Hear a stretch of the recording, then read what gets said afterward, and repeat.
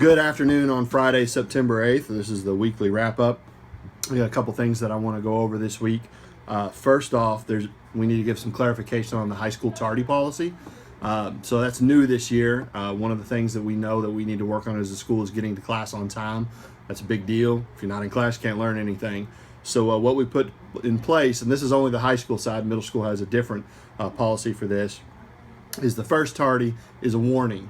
The second one is also a warning, and you get an automatic message sent from Infinite Campus and our Hero software to the home to remind you, hey, you've had 2 warnings, get to class on time. The third one, we do a lunch detention by academy in the 4 high school academies.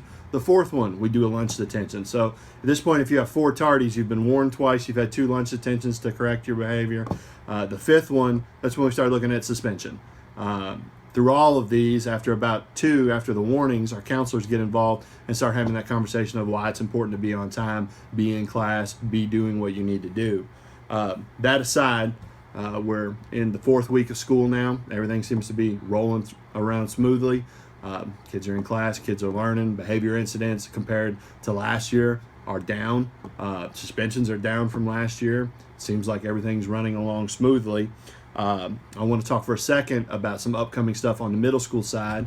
We, as part of the district initiative, will be doing MAP testing this year. We do it 3 times a year in English and in math. And what MAP is a series of tests for us to pinpoint specific skill development and also act as a universal screener as we determine where we need to work directly with students. I'm very familiar with MAP, having used it in Bullitt County and in Trimble County in previous positions I was in. So I'm very excited that Jefferson County Public Schools has decided to adopt MAP district-wide at the elementary and middle school level. So look for more information for that to come out in the next coming weeks. It'll be around about the end of September. We'll do our first round of MAP testing.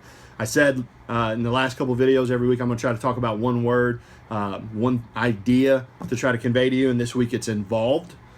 We know through any credible research that a middle school student, high school student, if they are involved in school, they will be more successful, whether that's a sports team, whether that's a club, activity, band, orchestra, you take your pick. Our goal is that a student gets involved in at least one thing while they're here, if not more.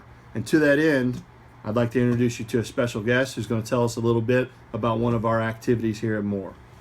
Hello, I'm Michaela Davis. I'm currently a junior at Moore High School, and I'm a middle player for volleyball at our school. And we currently just won our game against Evangel.